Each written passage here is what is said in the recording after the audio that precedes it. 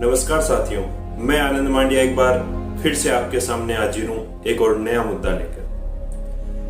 नरेंद्र मोदी प्रधानमंत्री है या प्रॉपर्टी डीलर?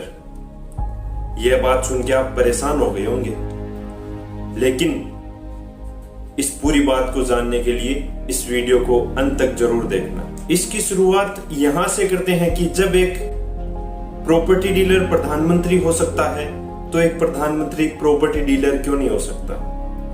डीलर का मतलब होता है बिचौलिया। आप यह भी पूछ सकते हैं कि प्रधानमंत्री नेशनल लीडर है या नेशनल डीलर। इस सवाल का जवाब तो पूरा देश मांग रहा है। खैर, यह तो आप जानते ही हैं कि नरेंद्र मोदी जी जब से प्रधानमंत्री बने हैं तब से वो देश को बेचने की फिराक में ही लगे हुए। कब मौका मिले जहाज बेच दो, कब मौका मिले हवाई अड्डे बेच दो, कब मौका मिले पेट्रोलियम कंपनी बेच दो, कब मौका मिले गैस की कंपनी बेच दो, कब मौका मिले इंश्योरेंस कंपनी बेच दो, कब मौका मिले सेना की जमीनें ही बेच दो। सोचिए कि जब कोरोना काल के अंदर देशवासियों के लिए जिंदगी के लाले पड़े हुए थे, उस समय भी इनका सेल्स काउंटर खुला था।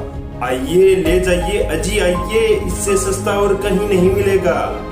लेकिन बुरा हो मोदी जी के प्रधानमंत्री बनने के पहले की सरकारों का, जिन्होंने इतना कुछ बना दिया कि 7 साल हो गए दोनों हाथों से बेचते हुए, लेकिन मोदी जी अभी तक सब कुछ बेच नहीं पाए हैं। लेकिन जैसे जैसे बची हुई चीजों पर मोदी जी की नजर पड़ती है, उनका राष्ट्र नीलामी का कार्यक्रम निरंतर आगे बढ़ता जा रहा है।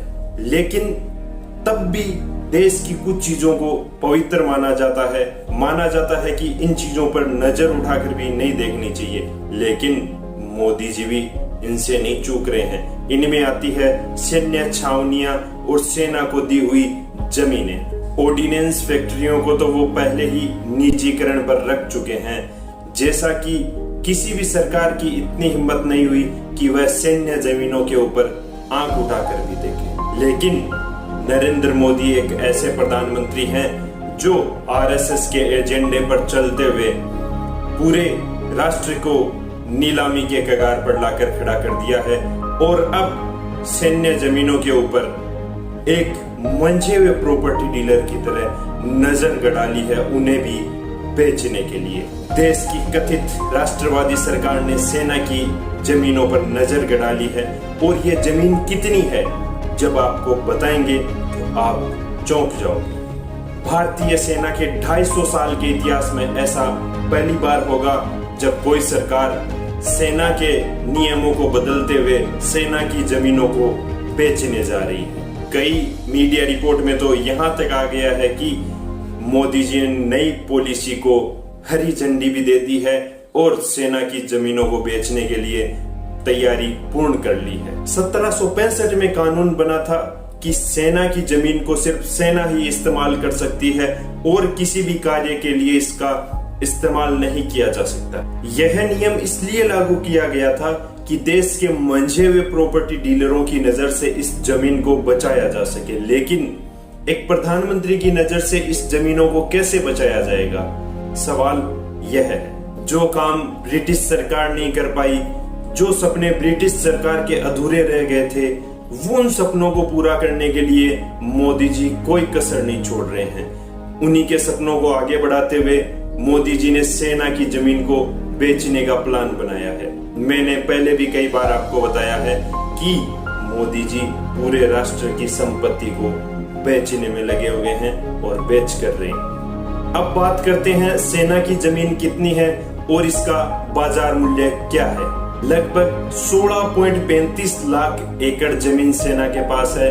यह जमीन पुरानी सरकारों ने सेना को सुपुर्द की थी और जाहिर सी बात है कि यह देश की सुरक्षा से जुड़ा हुआ मामला है। इन्हें मार्केट रेट पर बेचने का प्रस्ताव है।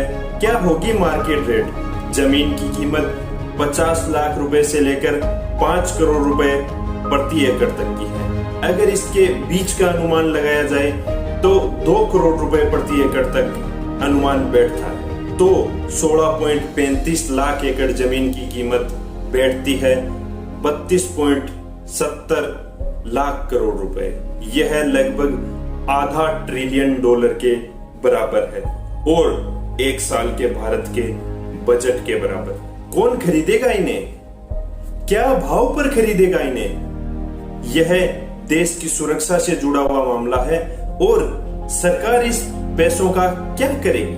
मैंने बार बार बताया है कि भारत सरकार के पास अकूत संपदा है और मोदी जी को इस संपदा को ढूंढने के लिए 7 साल लग गए, लेकिन वो अभी भी निरंतर ब्रिटिश सरकार के भारत बेचो अभियान को आगे बढ़ाते हुए उन्हीं के कदमों पर निरंतर चल रहे हैं। देश को बिकने से रोकने में अपनी भूमिका निभाइए। अगर आज भूमिका नहीं निभाई तो आने वाली पीढ़ियों को जवाब नहीं दे पाओगे।